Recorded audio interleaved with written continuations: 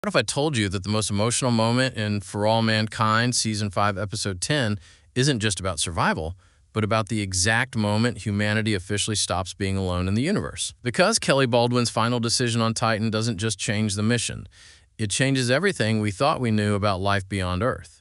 For All Mankind, Season 5, Episode 10 gives Kelly Baldwin one of the most unforgettable endings in the entire series. But what makes this finale truly powerful isn't just the sacrifice itself. It's what her final decision actually means for the future of the Titan mission, and potentially for the entire direction of humanity beyond Earth. At first, the episode feels like a familiar survival story. 3 astronauts land on Titan, they make history, something goes wrong, and suddenly one of them has to stay behind. On the surface, it looks like a standard space tragedy, the kind of ending we've seen in countless exploration stories where survival becomes the ultimate goal. But very quickly, it becomes clear that this is not what the episode is really about, because what Kelly, Walt, and Elena discover changes everything at a fundamental level. They don't just find signs of life, they confirm it. Real, living microorganisms existing under conditions that should make life impossible as we understand it. And the show deliberately lingers on how quiet this moment is. There's no celebration, no chaos, no emotional explosion. Instead, there's silence. Because everyone on that crew understands the truth instantly. They are no longer explorers searching for life.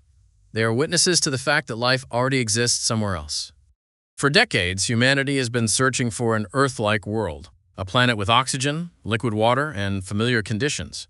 But Titan completely destroys that expectation. Life didn't need Earth's blueprint. It adapted in its own way, in conditions science once assumed were too extreme. And that realization doesn't just shift the mission, it redefines it. But then everything collapses. The return vehicle fails. The systems can't support all 3 astronauts. Oxygen levels stop making sense, and suddenly only 2 people can make it back. 3 people arrived, but only 2 can leave.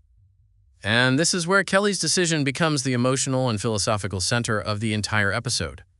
On the surface, it looks like sacrifice, but the deeper meaning is far more complex.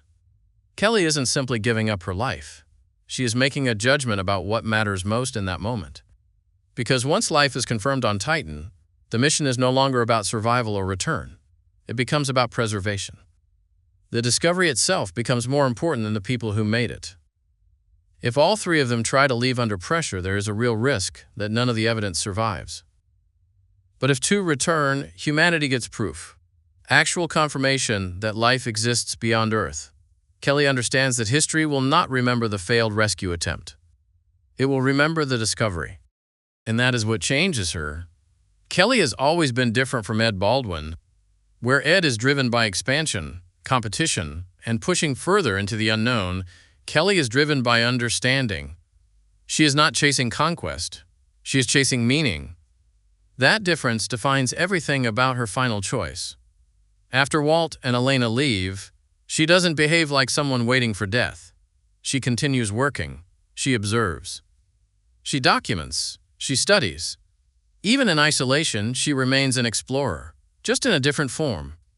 And then she leaves the plaque, a detail that seems small at first but actually carries enormous weight.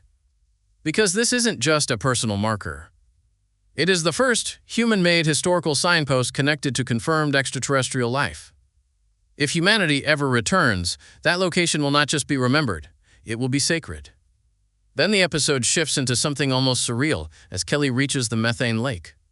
The environment begins to change. The surface glows. Movement appears beneath the liquid. Bioluminescent activity spreads in ways that feel almost responsive. Officially, this is the confirmation that microbial life exists beyond samples. But the way it is shown feels bigger than that. It feels like a reaction. Like the environment is responding to her presence.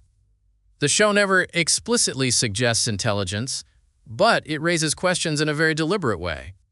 One theory is that the microorganisms are reacting not to Kelly herself, but to oxygen or contamination introduced by human presence. If that is true, then Titan's ecosystem may be far more sensitive and complex than anyone anticipated.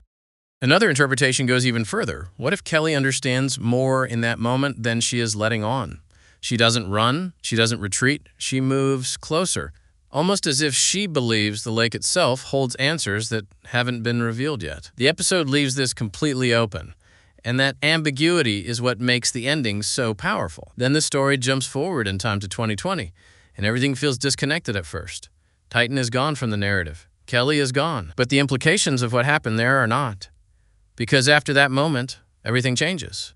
Space exploration, politics, science, and even humanity's self-image all shift under the weight of one undeniable fact: we are not alone. And looking at the larger structure of For All Mankind, the pattern becomes clear. Each season expands humanity's reach. The Moon, Mars, new worlds, and now life itself beyond Earth. Kelly's story is not just about survival. It is about transition. She becomes part of the moment humanity stops asking whether life exists elsewhere and starts dealing with the fact that it does. In the end, Kelly Baldwin doesn't become remembered as the astronaut who returned. She becomes something larger than that, the person who stayed long enough to ensure the discovery was never lost. She didn't lose the mission on Titan. She completed it in the only way that mattered. And when you step back and look at everything For All Mankind has built over 5 seasons, Kelly Baldwin's story on Titan doesn't feel like a side mission anymore. It feels like the turning point of the entire series. Because what Season 5 quietly confirms is something humanity has been chasing since the very first episode. And that is the answer to whether we are truly alone. But Season 6 is where that answer stops being theoretical. Because Kelly's discovery doesn't just end with confirmation of microbial life. It creates a ripple effect that reshapes every major power in this alternate timeline. Earth governments will not treat this as just a scientific breakthrough. It becomes a geopolitical weapon, a religious shockwave, and a technological gold rush all at once. Whoever controls the data from Titan controls the next era of human expansion. And that's where things get dangerous. Mars is no longer just a frontier of politics and rebellion.